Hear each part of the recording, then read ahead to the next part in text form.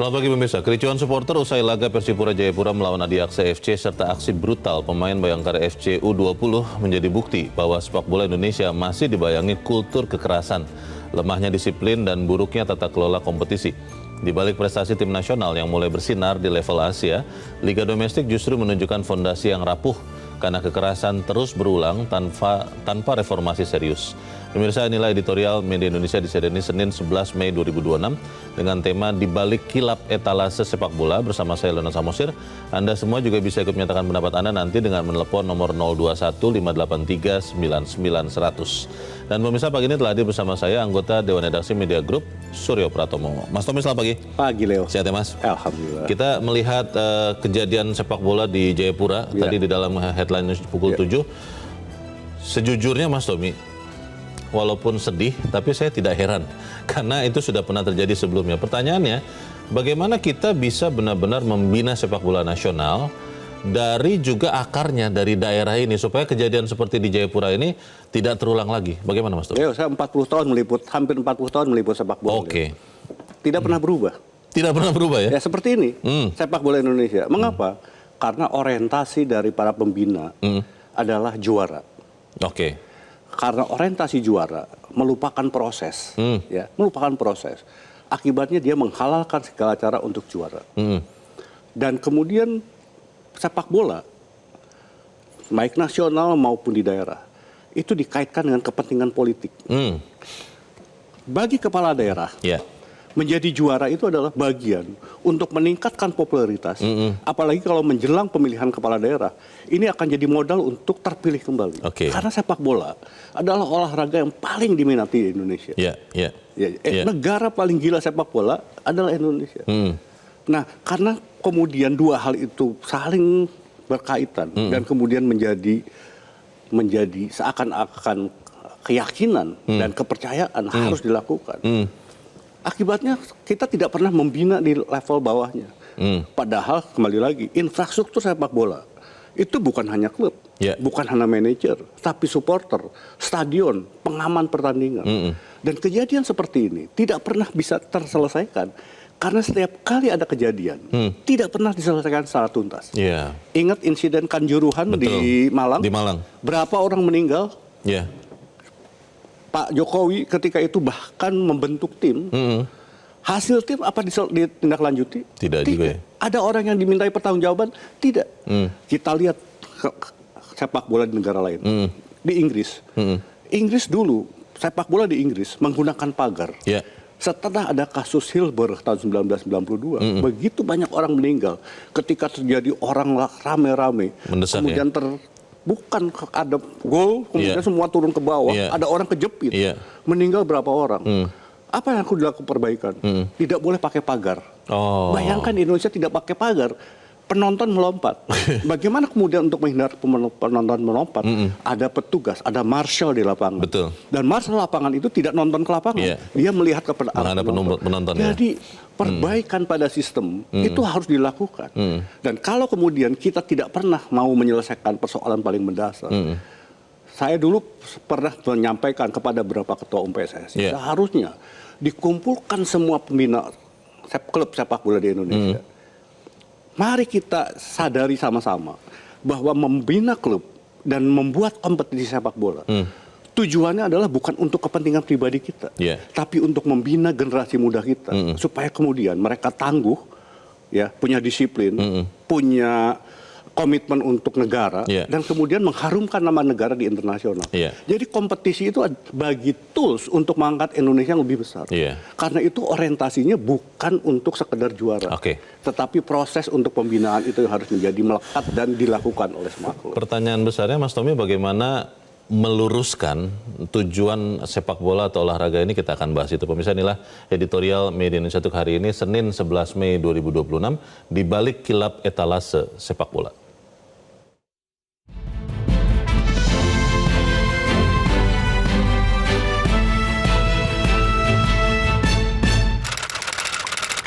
Di balik kilap etalase sepak bola.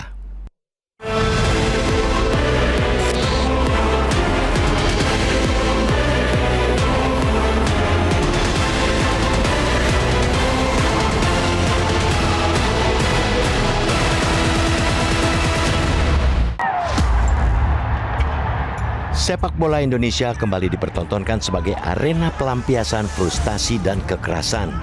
Di tengah euforia kebangkitan tim nasional, realitas muram justru terus dipamerkan di kompetisi domestik. Kericuhan di Jayapura pasca laga Persipura Jayapura melawan Adiaksa FC menjadi bukti terbaru bahwa sepak bola nasional belum layak naik kelas. Laga yang berlangsung di Stadion Lukas NMB Jayapura, Papua, Jumat 8 Mei lalu, berubah menjadi kekacauan setelah Persipura kalah 0-1 dari Adiaksa FC. Kekalahan itu memicu amuk massa.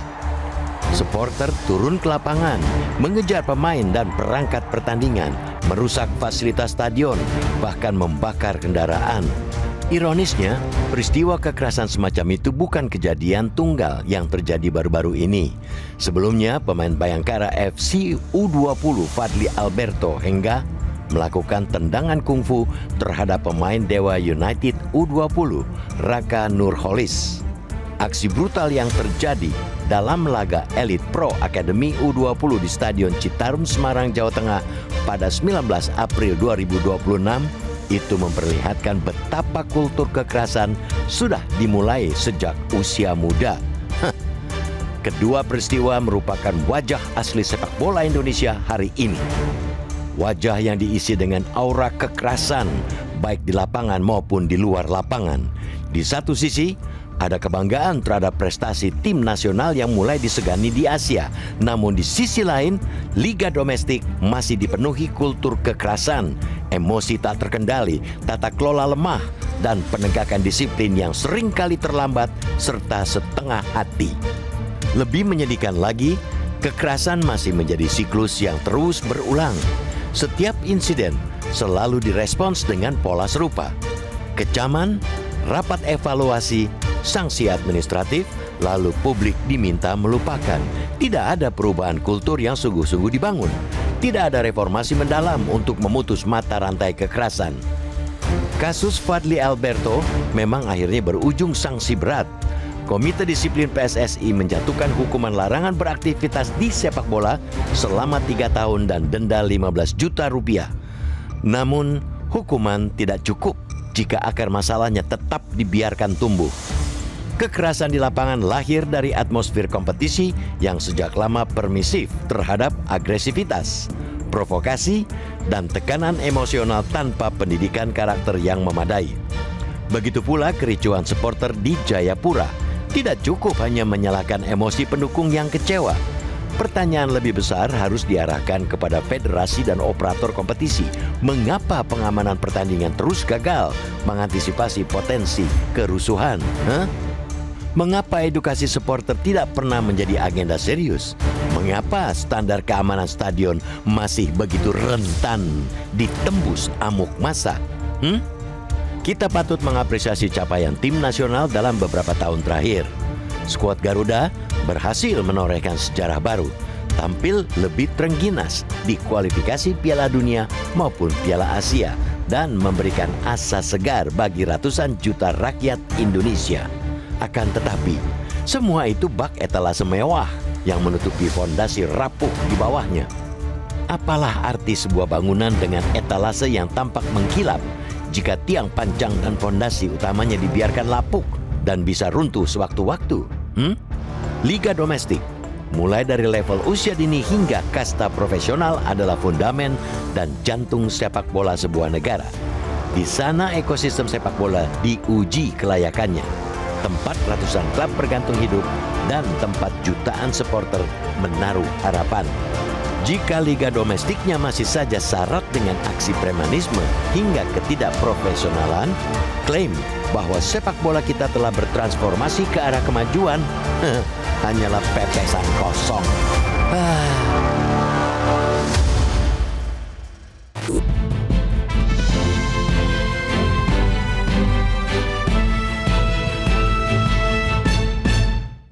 Di bagian berikut Anda bisa menyatakan pendapat Anda, pemirsa. Untuk saat ini tetaplah bersama kami.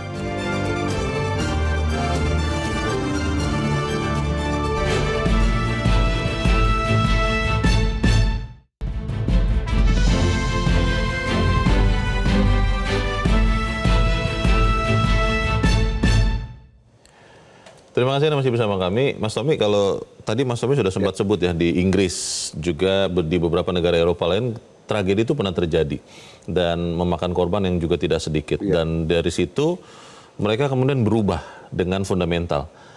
Indonesia, saya yakin kita tidak kalah pintar daripada mereka, Mas. Tapi kenapa tidak mau berubah seperti mereka? Ya memang hanya karena dia yang tertanduk di batu yang sama 2 kali. Itu dia. Dan tidak ada kemauan untuk melakukan perubahan karena terlalu kompromistis. Ya kan, seperti kasusnya Fadly Alberto, ya kan? Melakukan tendangan yang bisa mematikan orang. Itu sudah sama sekali jauh dari nilai sportivitas olahraga. Apalagi dilakukan oleh pemain berusia 20 tahun. Sangat muda. Iya, orang seperti itu. Apakah Indonesia membutuhkan orang seperti itu? Tidak.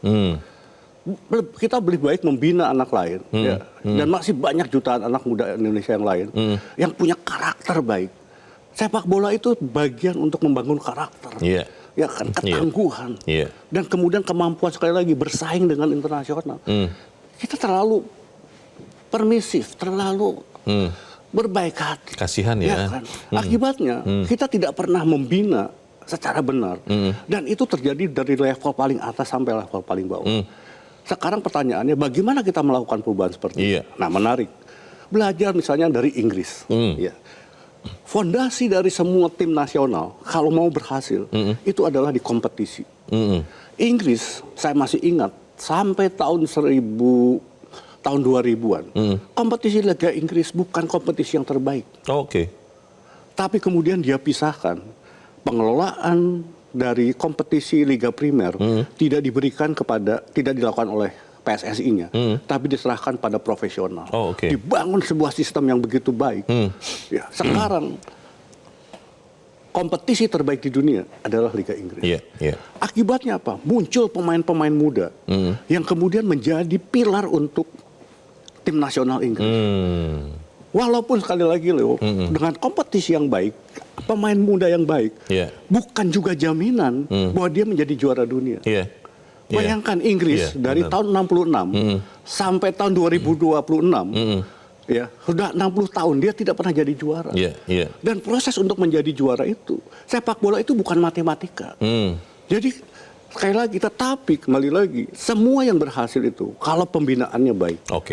Kalau pembinaannya tidak baik, pasti tidak pernah akan mempunyai tim nasional yang baik. Nah, kita sekali lagi di level paling atas kita mau lompat. Piala Dunia tahun 2030. Kamu tidak membangun fondasi sepak bola yang baik.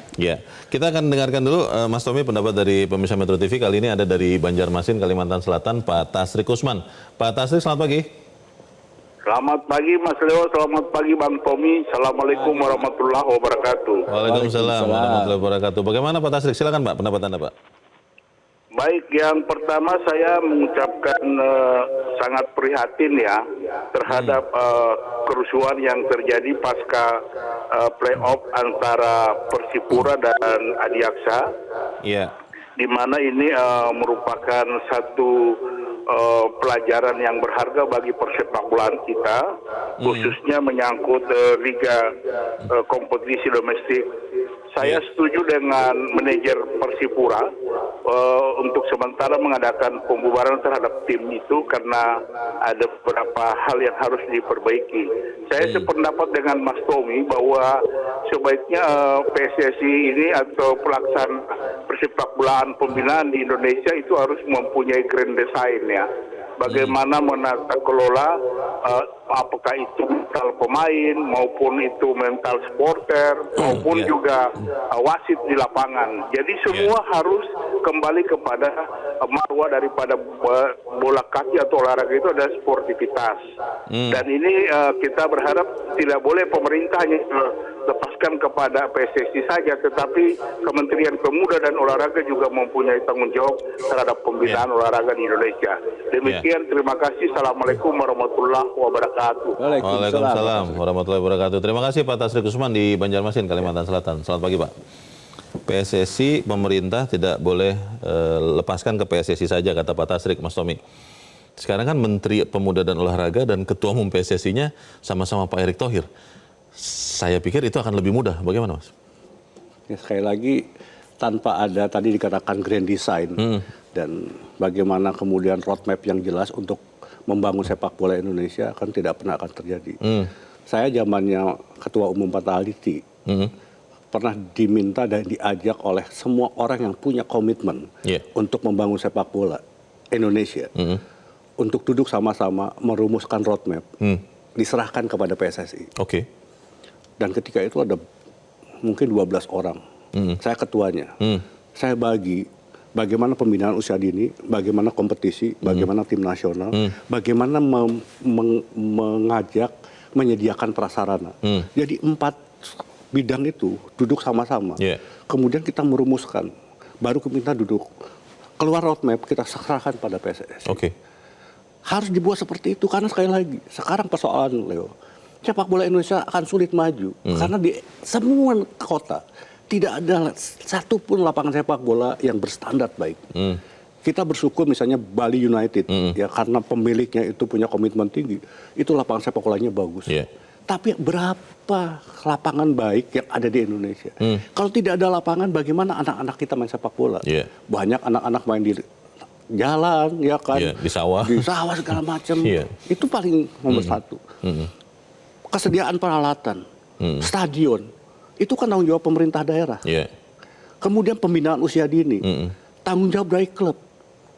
Pembinaan kompetisi yang tadi saya katakan harus ada yang profesional melakukan, baru masuk pada tim nasional. Dan menurut hitungan kami, seharusnya kalau kita mulai waktu itu dari tahun 2000, saya lupa itu tahun 2018 mungkin. Kita sampaikan usulan itu. 2030 itu harusnya targetnya adalah kita juara Asia. Itu ada tahapan-tahapannya ya? Harus tahapan, Leo. Baru setelah kita terbaik di Asia, baru bermimpi ke Piala Dunia. Jepang memulai dari tahun 90, Leo. Sekarang targetnya untuk jadi juara dunia kapan?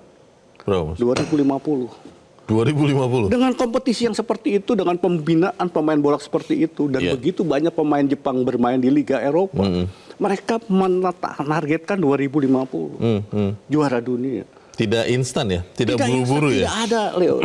Kamu kelihatan, Leo, yang tadi saya katakan Inggris 60 tahun belum juara lagi. Jerman terakhir tahun 2014.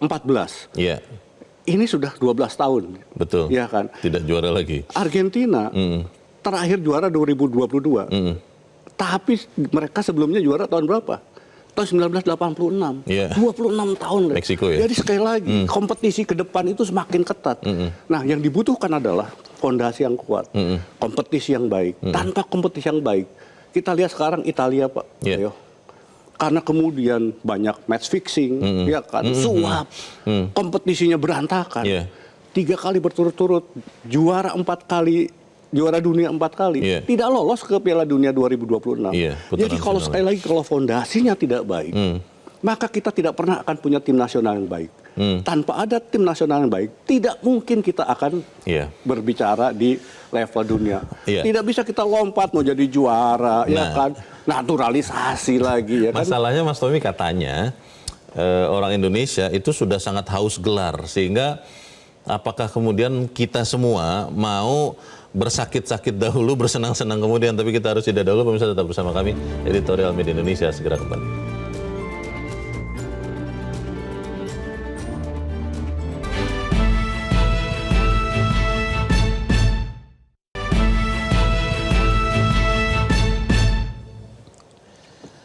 Terima kasih Anda masih bersama kami dan kita ada di bagian akhir diskusi kita pagi ini. Mas Tommy, semua yang tadi Mas Tommy sampaikan kita diskusikan, saya yakin para petinggi bangsa ini pun sudah mengerti. Nah, pertanyaannya, bagaimana kita mau dan kemudian melakukan proses yang bertahap itu, Mas, supaya jangan kemudian bangsa ini pun, masyarakat ini, rakyat ini juga dininak-bobokkan dengan mengatakan kita akan juara dunia, padahal di bawahnya berantakan begini. Bagaimana, Mas? Ya, sepak bola kan sebetulnya hanya potret kecil dari kehidupan kita sebagai bangsa.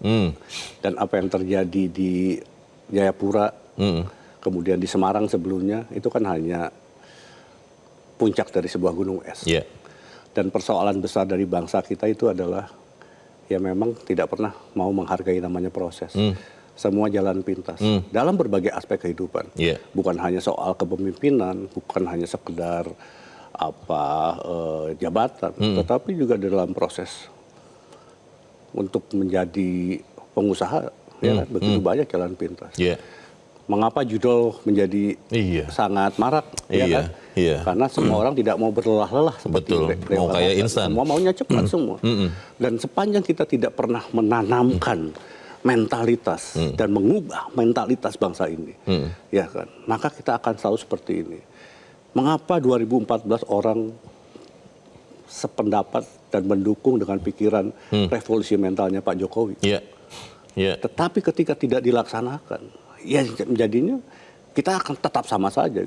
Jadi harus ada kemauan yang sangat besar, dan itu harus menghardik kesadaran kita bersama. Proses itu menjadi sesuatu yang penting, dan itu bisa dimulai dari sepak bola. Jangan kemudian kita meninabobokan dengan tim nasional yang hebat, tetapi prosesnya tidak berjalan. Itu pasti, itu hanya sesaat, itu hanya untuk memberikan kegembiraan sesaat. Prestasi yang semu, prestasi yang sebenarnya sekali lagi adalah melalui pembinaan. Usia dini, kompetisi yang sangat baik. Apakah ada kompetisi yang berjalan reguler seperti di Eropa, mulai dari usia 17, 19, 20 tahun. Berjenjang ya? Berjenjang semua. Sampai kemudian pemain nasional. Dan semua dari kompetisi yang ketat ini loh, muncullah bintang-bintang. Muncul pemain-pemain baru. Harusnya begitu prosesnya. Semua, dan itu dilakukan oleh Korea, dilakukan oleh Jepang. Ya, jangan kita meniru seperti Qatar, negara-negara Arab, ya kan, yang orientasinya juga hanya sekedar naturalisasi. Karena mereka SDM dia sedikit, tapi SDM Indonesia 280 juta orang. Masa nggak ada? Yang dibutuhkan tuh sistem, sistem pembinaan yang benar, usia dini, kompetisi yang baik, prasarana, sekali lagi prasarana yang baik, dan kemudian baru kita bermimpi mempunyai tim nasional. Terakhir, singkat saja Mas Tommy, sebagai orang yang melihat sepak bola 40 tahunan, Anda yakin tidak Mas Tommy bahwa sepak bola Indonesia ini bisa membaik? Sepanjang tidak ada kemauan dan kesadaran bersama, dan tidak ada urun rembuk nasional untuk sama-sama membina dari bawah, maka sepak bola kita akan terus seperti ini. Dan konflik hanya tinggal bukti. Baik, kita harap apa yang kita bicarakan di sini menyumbangkan bagi perbaikan sepak bola. Mas Tommy, terima kasih sudah hadir di sini. Selamat pagi, Mas. Pemirsa, prestasi tim nasional patut dibanggakan, tapi tanpa pembenahan serius, maka kita tidak akan kemana-mana. Saya, Leona Samosi, berterima kasih Anda sudah menyimak editorial Media Indonesia 1 pagi ini. Terus jaga kesehatan Anda, terus jaga nurani Anda. Selamat pagi, sampai jumpa.